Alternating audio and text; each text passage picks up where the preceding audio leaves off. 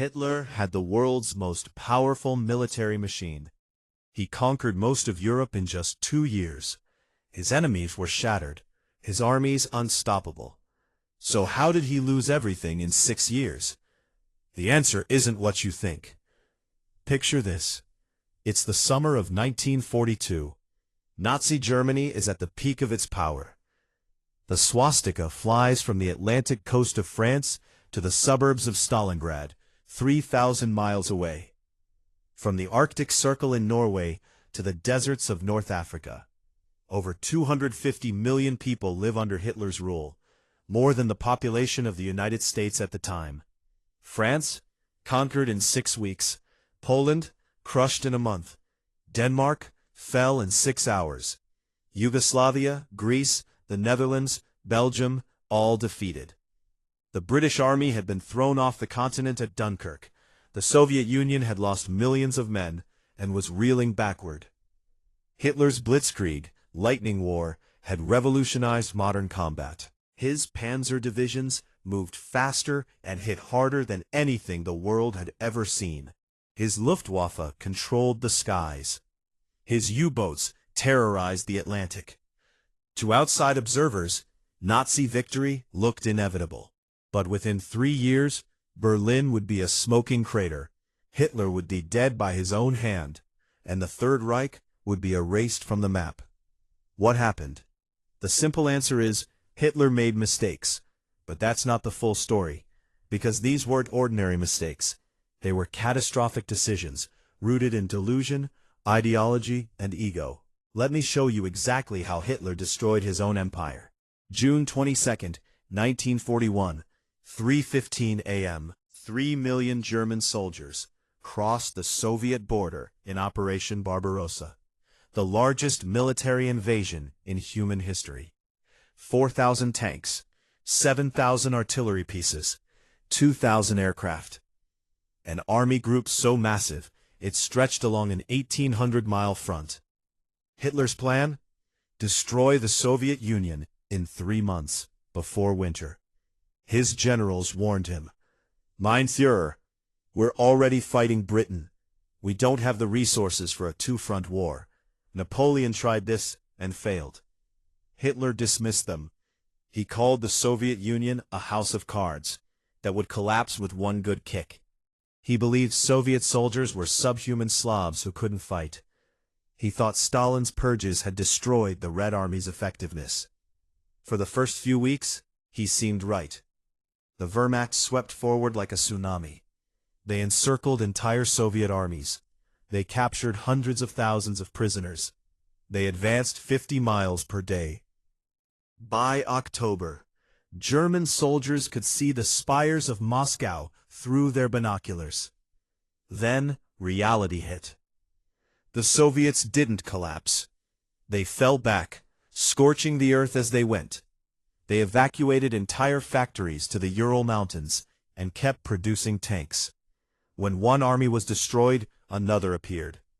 5 million Soviet soldiers were killed, wounded, or captured in 6 months. And they kept fighting. Then came the Russian winter. Temperatures dropped to -40 degrees Fahrenheit. German tanks wouldn't start. The oil froze solid.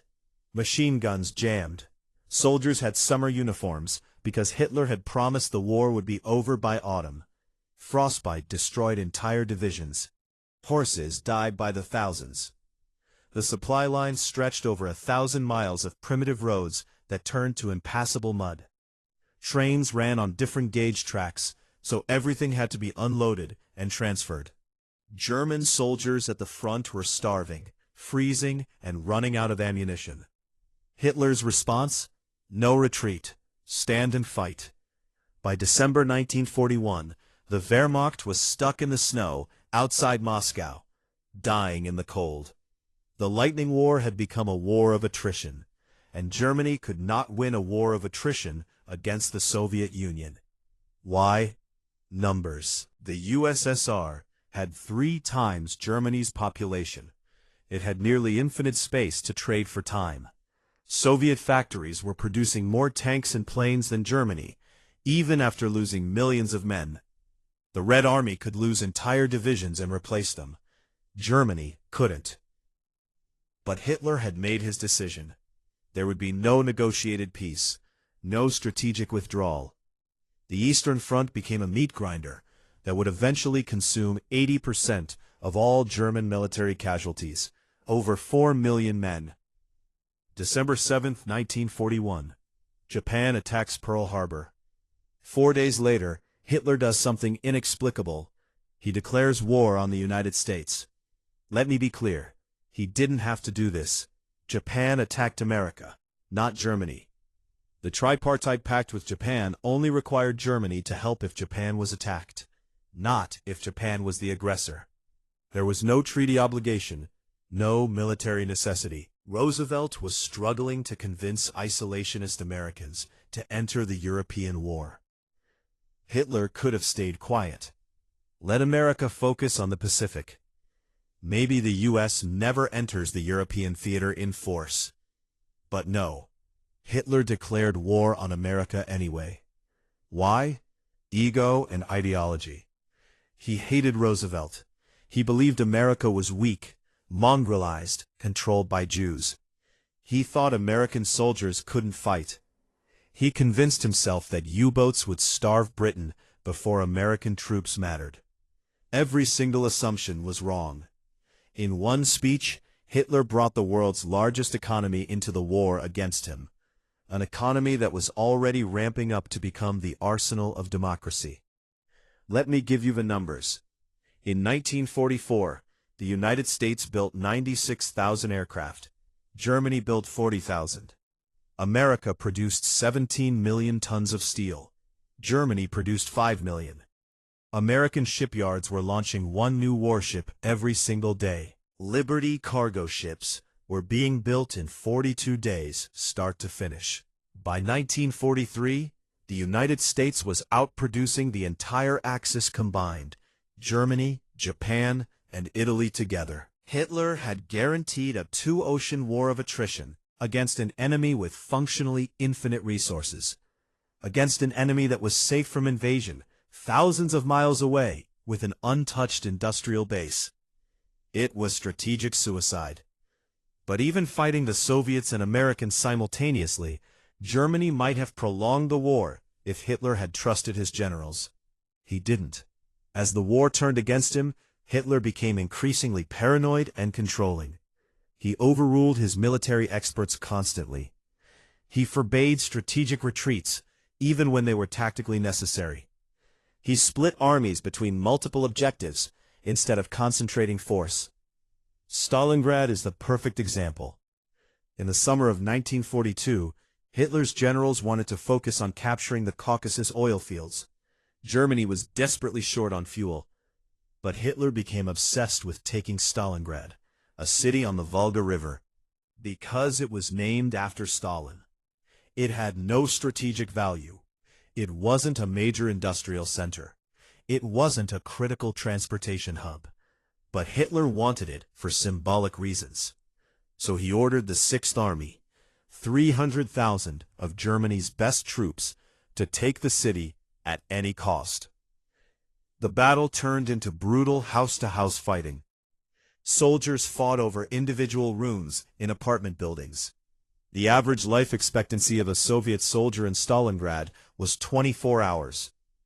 The Germans pushed into the city block by block, but the Soviets surrounded them. The Sixth Army was trapped in a pocket, with winter closing in. Hitler's generals begged him, "Let them break out while they still can." Hitler refused. Stand and fight, no retreat. He promised air supply. It failed. The Luftwaffe couldn't deliver enough supplies. He promised a relief army. It failed. They couldn't break through the Soviet lines. In February 1943, the Sixth Army surrendered. 91,000 frozen, starved German soldiers went into Soviet captivity. Only 6,000 would ever see Germany again. An entire army destroyed for nothing. Or consider D-Day. By 1944, Hitler knew the Allies would invade France. His generals disagreed about the strategy. Rommel wanted panzer divisions close to the beaches to throw the Allies back into the sea immediately. Rundstedt wanted them held in reserve to counterattack once the landing site was clear. Hitler chose a third option. He kept personal control of the panzer reserves and stationed them near Paris. Then, on the night of June 5, 1944, Allied paratroopers began landing in Normandy. The invasion had begun. But Hitler was asleep, and his staff was terrified to wake him. The officers who could release the panzers waited for hours while Hitler slept, because nobody wanted to disturb the Führer. By the time Hitler woke up and released the armored divisions, it was too late. Allied air superiority meant the panzers were bombed on every road. 150,000 Allied troops were ashore. And Hitler still didn't believe Normandy was the real invasion. He was convinced the main attack would come at Calais, 200 miles away. He kept divisions waiting there for an invasion that never came, even as Normandy became an unstoppable flood. His delusion literally lost France. But here's what you need to understand. These tactical mistakes, as catastrophic as they were, weren't accidents. They were symptoms of something deeper. Hitler's ideology made defeat inevitable. Let me explain. Nazi racial theory said Slavs were subhuman Untermenschen, inferior beings destined to be slaves. So when the Wehrmacht conquered Soviet territory, they treated the local population with unspeakable brutality. They starved prisoners of war. They burned villages. They shot civilians en masse. Here's the insane part. Millions of Ukrainians, Belarusians, and Russians hated Stalin. They initially welcomed the Germans as liberators from communist tyranny. Hitler could have recruited them, armed them, created whole armies of anti-Soviet Russians willing to fight for him. Instead, Nazi racial policy turned them into partisans who sabotaged supply lines, ambushed convoys, and fed intelligence to the Red Army. Hitler's hatred literally created millions of enemies behind his own front lines. Then there's the Holocaust. The systematic murder of 6 million Jews wasn't just the greatest crime in human history, it was strategically insane. The Nazi extermination machine diverted trains, troops, and resources away from the war effort during critical moments. In 1944, as the Eastern Front was collapsing, Hungary's Jews were being deported to Auschwitz in trains that could have moved troops or supplies. The SS ran entire logistical networks dedicated to murder instead of warfare. German scientists and engineers who could have developed weapons were instead gassed. Hitler's obsession with genocide actively undermined his ability to win the war. By 1943, the end was mathematical. At Kursk in July, the Germans launched their last major offensive on the Eastern Front, the largest tank battle in history. Over 6,000 tanks clashed in the wheat fields of Ukraine. Germany lost. The Red Army began its unstoppable march west. Nothing could stop it. The Wehrmacht fell back across the same ground they'd conquered in 1941, fighting desperately, but falling back month after month. In the west, Allied bombers turned German cities into moonscapes. Hamburg burned in a firestorm that killed 40,000 people in one night. Dresden, Cologne, Berlin. The Ruhr industrial heartland was pounded into rubble. On June 6, 1944, the Allies landed at Normandy. Within 3 months, they'd liberated France. By September, they were crossing into Germany itself. The Third Reich was being crushed between two unstoppable forces. Hitler's response? Fantasy. He talked about miracle weapons that would turn the tide. He drew up counter-offensive plans with divisions that no longer existed. He moved phantom armies around on maps, while real armies were being annihilated. He screamed at generals for telling him the truth. On April 16, 1945, the final Soviet offensive began. 2.5 million Red Army soldiers surrounded Berlin. Hitler retreated to his bunker underneath the Reich Chancellery. For 2 weeks he lived underground while the city burned above him. He issued orders to armies that had ceased to exist. He blamed everyone, the generals, the soldiers, the German people themselves, for failing him. On April 30th, 1945, with Russian shells landing above his bunker and Soviet soldiers blocks away, Adolf Hitler shot himself. So why did Hitler lose World War II? The easy answer is, he fought everyone, everywhere, all at once. He took on the Soviet Union, the British Empire, and the United States simultaneously. No nation in history could win that fight. But that's not the complete answer. Hitler lost because his worldview was fundamentally disconnected from reality. He believed Germans were racially superior, so he assumed they'd win through willpower alone. When his generals showed him statistics proving Germany couldn't outproduce the Allies, he called them defeatists and cowards. He believed the Soviets were subhuman, so he didn't prepare for the possibility they'd fight harder than any army in history. He believed America was weak, so he ignored the most powerful industrial economy on Earth. He believed in his own infallibility, so he overruled every expert and micromanaged every decision. And here's the thing, this wasn't a bug in Nazi ideology, it was a feature. Fascism requires enemies. It requires constant struggle. It requires the belief that strength and will triumph over logistics and mathematics. You can't build a rational military strategy on irrational foundations. Hitler didn't lose because he made a few bad decisions. He lost because Nazism itself was a suicide pact dressed up as strength. Evil doesn't make you strong. It makes you delusional. When you believe you're superior to everyone else, you stop learning from your mistakes. When you think your enemies are subhuman, you underestimate them. When you surround yourself with yes-men and shoot the ones who tell you the truth, you lose touch with reality. Hitler conquered half of Europe, but he could never hold it, because the system he built was designed to destroy, not to sustain. The Third Reich was always going to collapse. The only question was how long it would take and how many people would die first.